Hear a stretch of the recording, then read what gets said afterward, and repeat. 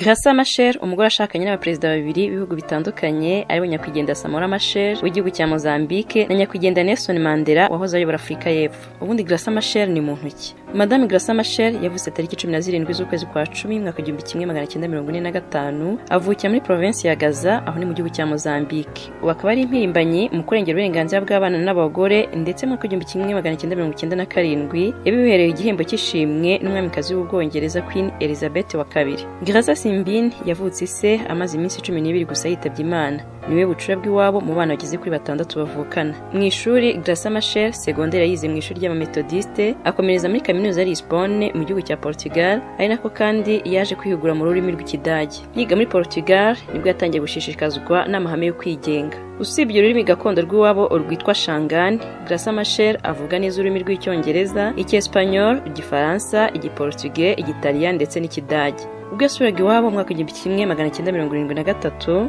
Graça yaje kwinjira mu ishyaka ryitwa Frelimo, ni ukuvuga Mozambique Liberation Front, ari nako kandi ayifatanyije n'imyitozo ya gisirikare. Icyo gihe kandi yanakoraga akazi k'ubwarimu haba i Cabo Delgado ndetse no mu gihugu cya Tanzania. Ubwo igihugu cya Mozambique cyari kimaze kubona ubwigenge mu kwezi kwa gatandatu mwaka 1975, Graça Machel yahise agirwa minisitiri w'uburezi n'umuco, umwanya yamazeho kugera mu 1989. Graça wakoranye bya hafi n'abana n'abagore yahawe imyanya myinshi ikomeye y'akazi ndetse n'umuryango w'abibumbye. Nyuma kandi y'amezi 3 gusa igihugu cya Mozambique kibonye ubwigenge, Graça Machel nibwo yaje gushyingiranwa na perezida wa mbere wa Mozambique ariwe nyakwigendera Samora Machel mu kwezi kwa 9 mwaka 1975. Baje kubyarana abana babiri, umukobwa witwa Josina ndetse na musaza witwa Malengane. Tariki 19 z'ukwezi kwa 10 mwaka 1986, perezida Samora Machel yaje kugwa mu mpanuka y'indege ahitwa Buzini Lebombo mu gihugu cya Afurika y'Epfo. Graça Machel aba umupfakazi atyo. Yaje kumenyana gute na nyakwigendera Nelson Mandela? Ubwo Mandela yari afite imyaka 76 y'amavuko nibwo yahuye bwa mbere na Graça Machel mu mwaka 1990. Ni ukuvuga nyuma y'amezi 5 gusa Nelson Mandela afunguwe. Icyo gihe ni mu ruzinduko yari yagiriye mu gihugu cya Mozambique.